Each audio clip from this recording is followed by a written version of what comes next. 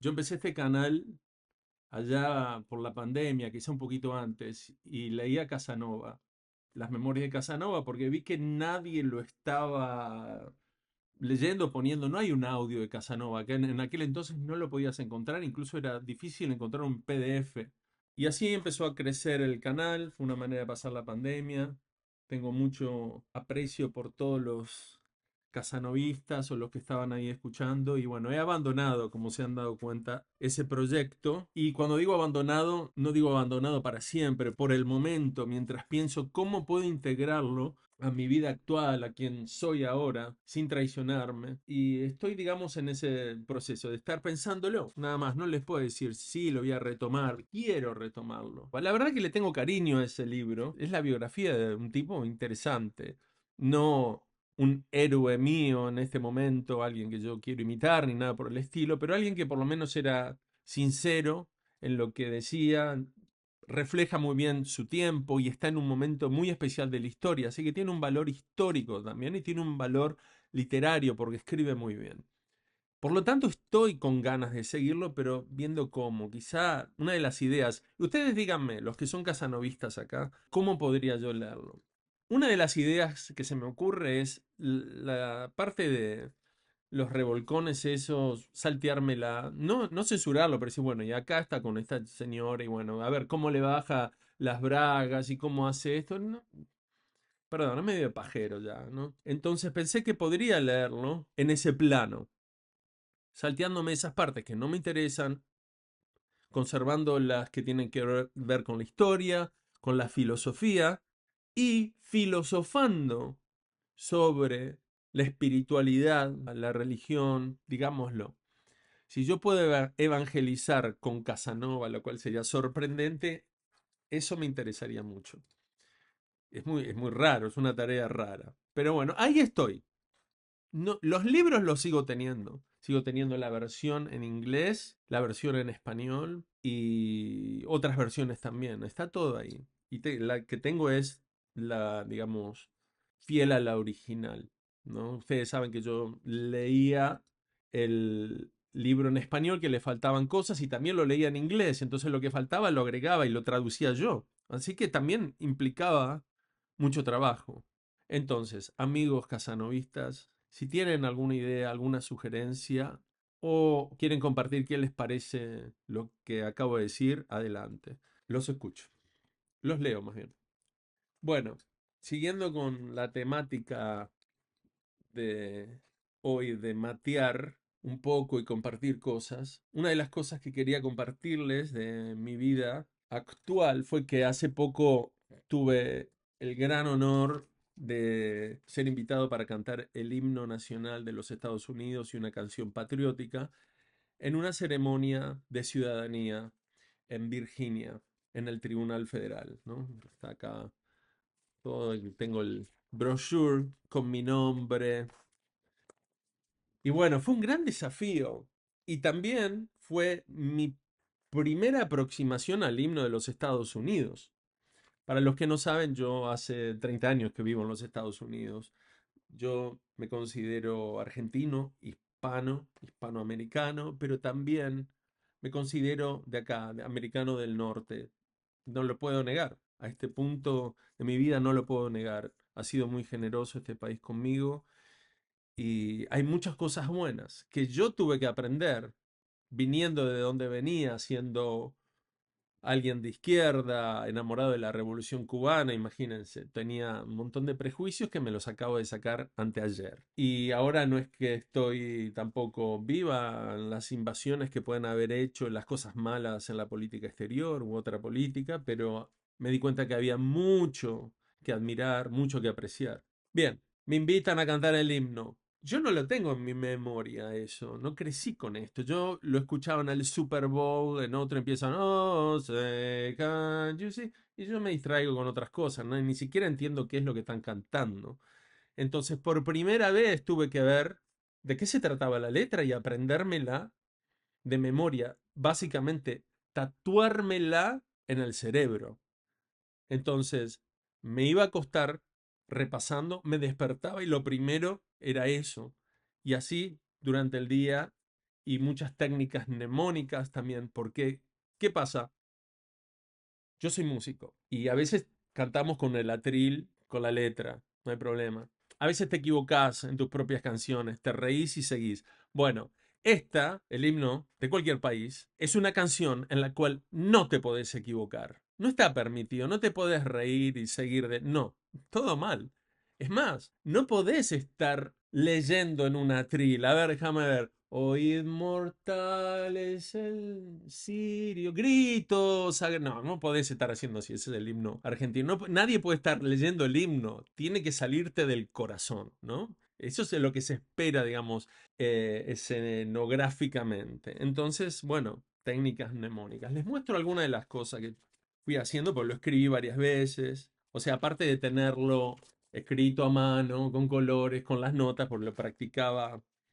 Perdón, esta es la canción patriótica, America the Beautiful, que voy a hablar después. Pero acá está, bueno, escrito a mano, ¿no? Es esto nomás. También como el himno argentino, quedaron dos estrofas, ¿no? Lo mismo pasó con este himno. Y luego, después, por ejemplo, ¿dónde está?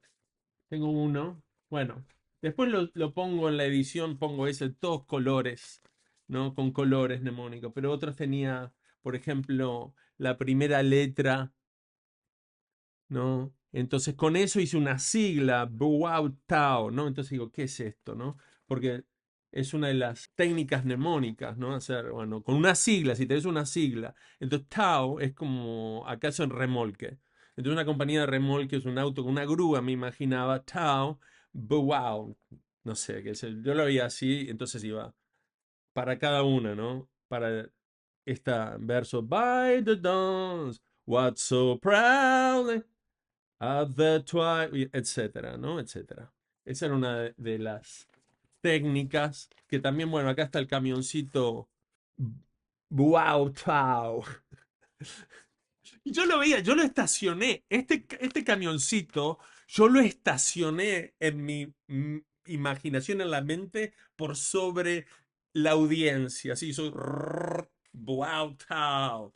La gente podía mirarme y decir, wow, está mirando el destino. Yo estoy mirando la película que me hice en la cabeza. Entonces, estacioné el Wow Tao, el servicio de remolques para tenerlo ahí, y atrás pasaba la película.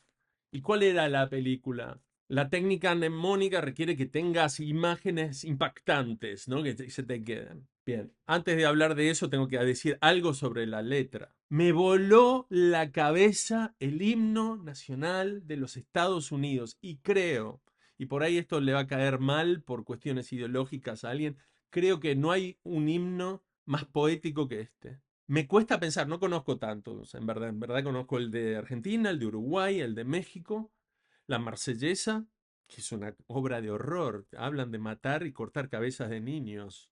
Bueno, dejemos eso para otra cosa. Eh, y otros que por ahí veo en los mundiales, ¿no? Y son todos glorificación patriótica. Es una marcha militar glorificada. La mayoría de los himnos nacionales son así. El de Estados Unidos, vos fíjate, vos esperás, o el imperio y no sé cuánto, que va a tener una muestra de fuerza muscular y si somos lo más.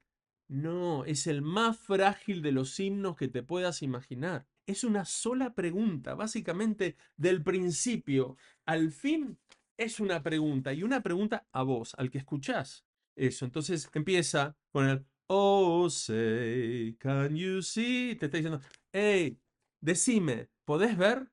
Ya apela a los sentidos y te trata de vos, ¿no? Oh, say. Oh, say es como que se llama, che, algo así. Bueno, no sería tan, digamos, lunfardo, pero es, oh, say. Es como muy coloquial. Oh, say, can you see? Te está preguntando como si pasaras por ahí. Y empieza a decirte lo que está esperando que si se ve o no, que es la bandera, si está todavía flameando, porque fue escrita para una de las batallas navales, en verdad, luego de la revolución, digamos, de la independencia de acá, cuando los ingleses volvieron por segunda vez o algo así, Entonces en la batalla naval se iba el barco con la bandera así y ahí ocurría, pero vos no sabías qué pasó, vos no estás en el agua ya. Entonces desde las barracas están mirando a ver, ¿sobrevivimos o no? Y si no sobrevivimos, quiere decir que nos van a invadir. Y se terminó todo el estilo de vida que teníamos, se terminó todo para nosotros, que tal vez tengamos que escapar. Entonces es una pregunta muy acuciante. Te está preguntando, esa bandera que está ahí, ¿está todavía flameando? Y es un festín visual, porque habla by the dawn's early light, ¿no? Es decir, en el amanecer. Y después at the twilight's last gleaming, es decir, en el atardecer, en la última luz del atardecer. Y después es un festival visual, todo esto. Y hasta el final es una pregunta, y te está preguntando, ¿está vivo? Pero entonces, poéticamente, está preguntándote por el símbolo por el cual todos estamos luchando. Y es una pregunta eterna, porque cada vez que cantas el himno, te estás haciendo esa pregunta. Todo aquello por lo que peleamos, ¿está vivo o no? Y lo está sosteniendo con toda fragilidad el poeta y los que cantan, si están en el espíritu de la canción, como quien tiene el corazón en la mano. Esto es frágil como el amor, como cuando encontrás el amor de tu vida, cuando tenés un hijo, querés que viva, está ahí, va a sobrevivir, va a ir bien. Desde ese lado viene la pregunta.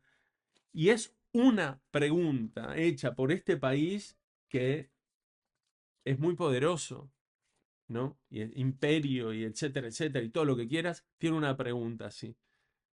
Sorprendente, verdaderamente sorprendente. Entonces, dicho esto, la película tiene que ser todo visual. Había poco, tenía que inventar muchas cosas. Entonces, en la aurora, en el alba, ¿no? Bueno, me imaginaba el alba. Después hay partes que son súper antiintuitivas. Hay una frase que dice, Whose broad stripes? Es como decir, ¿de quiénes las rayas o franjas anchas? ¿Y cómo te podés memorizar algo así? ¿Cómo lo enganchás con qué? Entonces, lo mejor que pude hacer, ¿no? Es que cuando yo iba en la secuencia que está el alba, después viene el atardecer y ahí viene Whose broad stripes? Pregunta, ¿no? Aparecían las franjas de un tigre, las rayas de un tigre y apareció un tigre en el horizonte, ¿no? Entonces ahí me quedaba eso en la memoria. Bueno, toda esa película fui pasándome en la cabeza, también cantarla, no es fácil, es increíble analizándola los intervalos. Son 2 octavas y los intervalos musicales son saltos inesperados de un lado al otro. Intervalos es decir, el espacio que hay entre una nota y la otra. Entonces había mucha separación. E iba aquí, iba allá, iba aquí, pero todo funciona. Bueno, al final salió bien. Voy a poner el video para que vean un poco. Es un momento muy especial porque también en la filmación no están, pero acaban los militares de poner la bandera y están así frente a mí y yo agarro el micrófono. Bueno, me pongo en manos de Dios y salió todo muy bien. Muy bien, muy bien. Me fui muy contento con eso. Y después de eso canté la otra canción patriótica, America the Beautiful, que es muy hermosa también, que se usa, que es como un cuasi himno.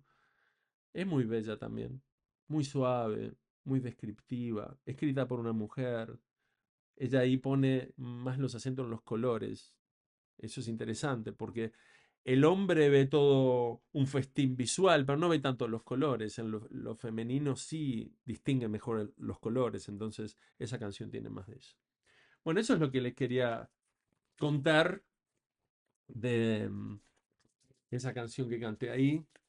No me lo olvido más, aparte de ver a la gente que venía a recibir la ciudadanía. Yo estuve ahí también hace años, y entonces estoy de este lado dando la bienvenida. De eso se trataba, no es una invasión ni nada, darle la bienvenida a la gente al país. Hermoso, hermosísimo.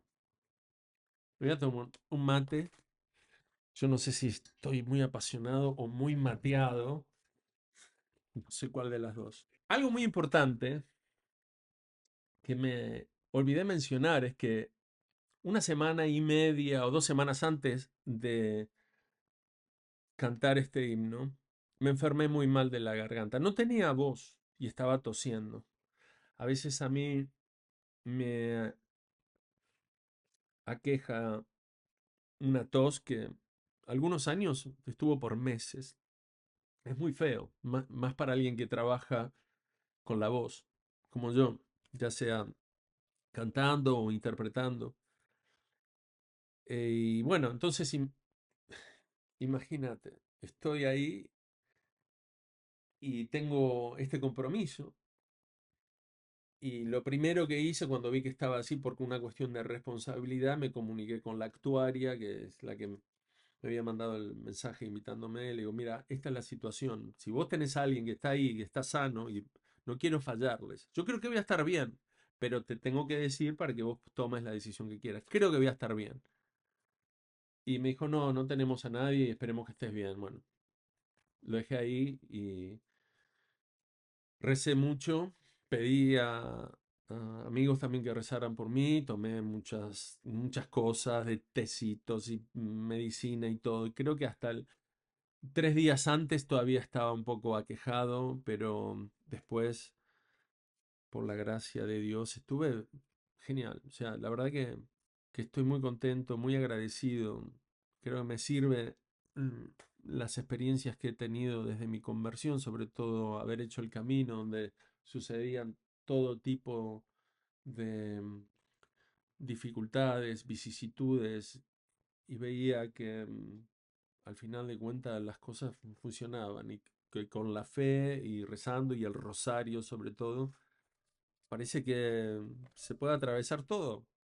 La verdad es que sí, me lo tuve que recordar esa semana, por la angustia de decir, me están ofreciendo esto, qué vergüenza si yo estoy allí y estoy, oh, sé. No, no puedo, no puedo. Esos 3 minutos no tengo que tosar ni nada, así que llevó su gran tensión y su gran fe a la vez. Es una lección también de fe. Esas cosas te dejan después, viste, algo adentro para la próxima, porque van a haber más desafíos. Entonces, en vez de achicarte, retroceder, darle para adelante y con fe, como dicen el dicho popular, aunque no sean creyentes, adelante y con fe, te dicen hasta los no creyentes.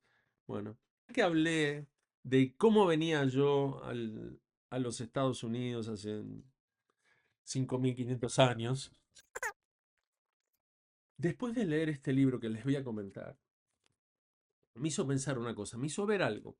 En inglés es He leadeth me, es como Él me guió. Tiene otro tipo de traducción al título en español.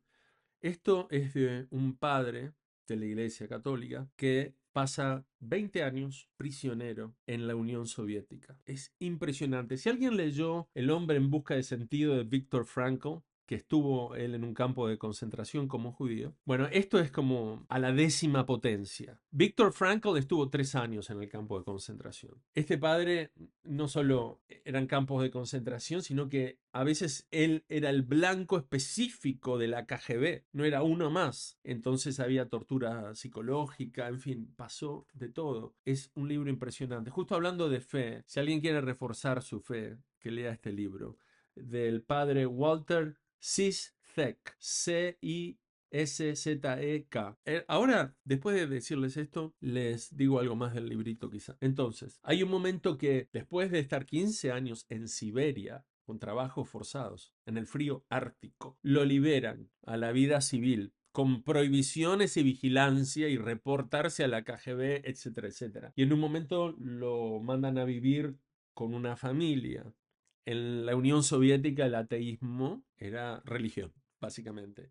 La constitución de la Unión Soviética, esto no lo sabía, decía que tenía libertad, que daba libertad de culto, ¿no? Pero prohibía evangelizar, prohibía las misas, digamos, había un ataque, y a la vez tenía una propaganda atea descomunal, descomunal. Entonces era una verdadera persecución solapada. Esto no es nuevo para nadie, ni los comunistas te van a defender que eran muy católicos o muy creyentes ni nada, son ateos, bueno, bien. Pero él viviendo también con esta gente, entre esta gente que eran ateas, algunos eran miembros del buró de no sé cuánto, pero él se hacía amigo y todo. En un momento hace una suerte de elogio del hombre soviético, porque es un hombre cristiano y ve lo bueno que hay. El hombre soviético de ese tiempo estaba, digamos, el hombre de a pie, ¿no? Del buró, estaba muy dispuesto a muchos sacrificios por su patria, por la industria de su patria, por los grandes actos, por el futuro de Rusia o de la Unión Soviética, de los trabajadores del mundo, etcétera, etcétera, etcétera, etcétera. Entonces había cierta nobleza en la entrega que tenía, el voluntarismo. Esto yo lo conozco de haber leído cosas sobre el Che, de Fidel, tengo los libros por ahí también. El elogio que se hace al voluntarismo, al hombre heroico, como el Che era el máximo representante de eso, y no se le puede negar. No era un tipo desde una oficina con todo cuidado, era un tipo que estaba en la selva ahí, estaba peleando contra un ejército armado, bien estructurado y todo. Podrían ser las peores causas, lo que quieras, pero había un arrojo en el asunto. Y después cuando es ministro también es el primero en voluntariar y no sé cómo. Hay un esfuerzo ahí. El hombre nuevo, no sé cuándo. Bueno, todo eso. No se le puede sacar eso. No se puede hacer un reduccionismo de este lado. Es decir, no, son materialistas ateos que quieren el mal para los... Nadie se inspira en esto, ¿no? Eso no funciona así. Ahora, esto es lo que he pensado. Fíjate, nosotros tendemos a pensar en el hombre comunista o el comunismo en general, sobre todo cuando se habla por las redes o así a mansalva, como de materialista, el materialismo dialéctico, ateo y con un foco en la economía y el poder. Digamos, esas son las fuerzas primordiales que mueven al ser humano aparentemente y mueven la historia. Si no me equivoco, esa es la configuración que hacen sobre todo, bueno, los que están en contra, ¿no? O en verdad cualquiera puede hacerlo, porque esto es cierto también. Ateísmo, las fuerzas económicas y sociales, la lucha de clases, es lo que mueve la historia. Entonces, cuando te pones a ver en la ejecución del comunismo, de las sociedades comunistas, como la Unión Soviética, como Cuba, te das cuenta que no es eso en lo que creen. Tienen otras prioridades que no están dichas, pero están a la vista. El comunista, digamos, el sistema comunista necesita inspirar al hombre a entregarse a esa causa. Para eso nunca lo va a convencer y no hay nadie que esté proselitando de esta manera diciéndole a un tipo, mirá, vamos, vamos, que todo, no hay Dios y todo es fuerza económica y todo es lucha de clases. Eso no inspira a nadie, a nadie, a nadie inspira. Inspiran otras cosas, inclusive en este caso vemos el amor a la patria, digamos, la piedad, parte de la piedad filial, querer a tu patria, querer a tu gente, querer lo mejor para ellos. Y vos ves la propaganda soviética y es la exaltación de ese tipo de hombre, de ese tipo de valor. Entonces, al fin de cuentas, el comunista tiene otros valores que no están siendo dichos, tiene un altruismo que vale la pena empezar a preguntar, ¿y de dónde viene eso? ¿Y por qué el bien para los demás? Porque en eso te basás, si ya hablara con un comunista, ¿no? En este tiempo, en este momento, en eso te basás para fundar tu sociedad y para hacer toda esta ideología.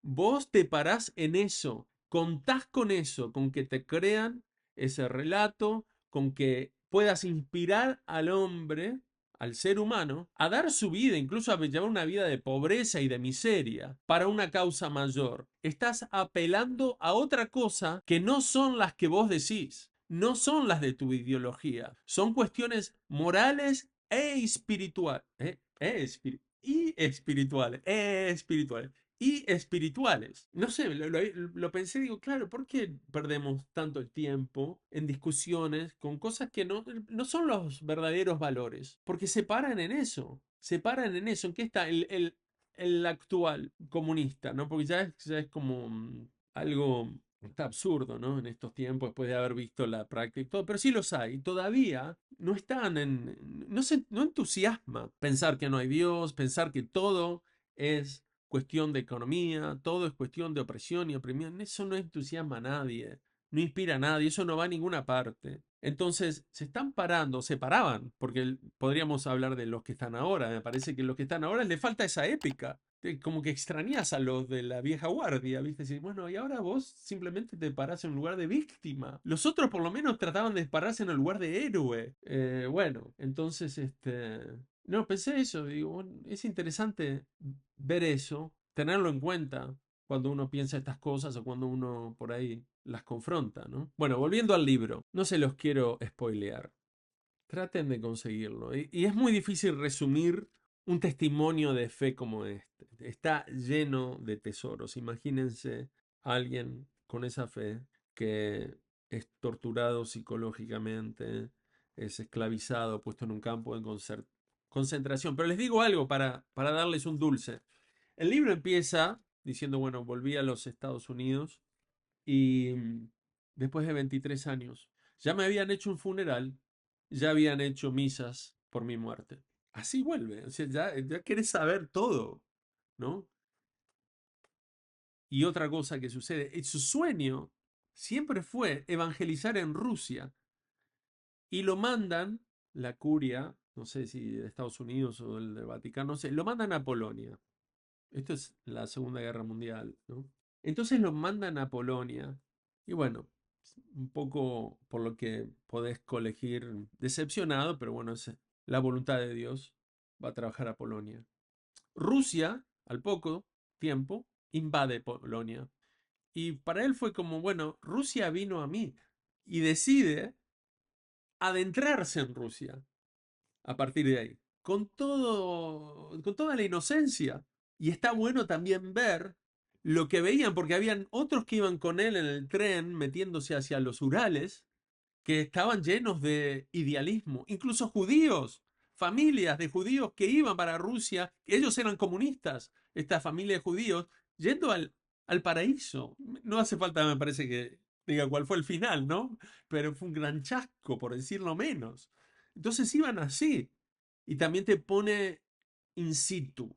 Por una cosa es imaginarte generalmente las cosas, pero otra es ver, así conseguían la comida, así se podían mover de aquí a allá, así contestaba la gente, así era esto, en fin. En verdad es una odisea que yo no puedo pensar en otra comparable a esta.